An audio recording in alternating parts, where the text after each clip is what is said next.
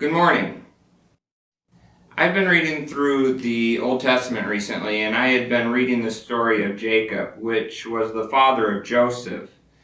He had been very dismayed at the fact that Joseph had been reported to him as being dead, and while he had other sons, even a favorite son, Benjamin, Joseph was gone, and he was sad about that for his entire rest of his life.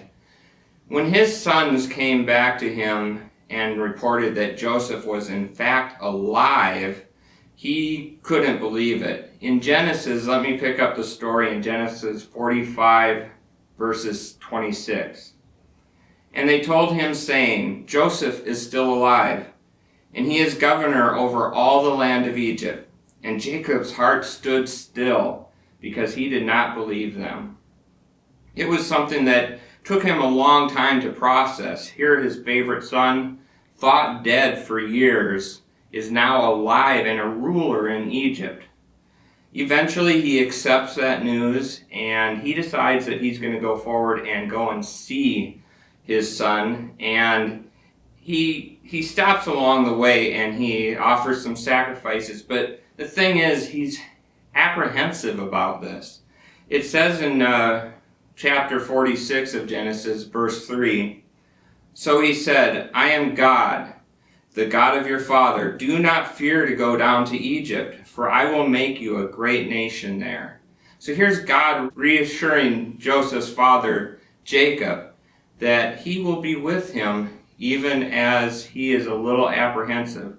And I think we all get that sometimes. We're excited about something that's coming up and we want to rush to it because we don't want to miss out on what we've been fearing will be gone by the time we're there. But it makes me feel good that Jacob, in this instance, is actually the one who's a little apprehensive. Jacob is the one who bought his birthright from his brother for just a bowl of soup. It's the same Jacob who, running away from his family, lay down and saw the ladder that would go up and down to heaven with the angels ascending and descending. It's the same Jacob who wrestled with God on the mountain before meeting his brother, physically wrestled all night with him. And it's the same Jacob who eventually has his name changed to the word Israel, which is the name that all the Israelites throughout the rest of the Bible were called after. And he, with all of these past experiences, was still a little apprehensive about going forward. So while I feel like it's kind of a nice thing to know that we're in the same kind of company, we don't have the benefit of knowing our particular futures.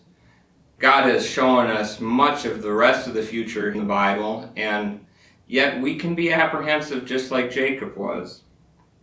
So where does that leave us this morning? Well, we have something that Jacob didn't have, and that's the whole rest of the Bible. One particular verse that is maybe my favorite in the whole Bible, and I'm sure you'll know it, but it really fits in with this. In Philippians 4:6, it's quoted as, Be anxious for nothing, but in everything by prayer and supplication or thanksgiving, let your requests be known to God. And what does he do? What's the promise if you let him know your anxieties? And the peace of God, in verse 7, which surpasses all understanding, will guard your hearts and minds through Christ Jesus. Thank you and have a good day.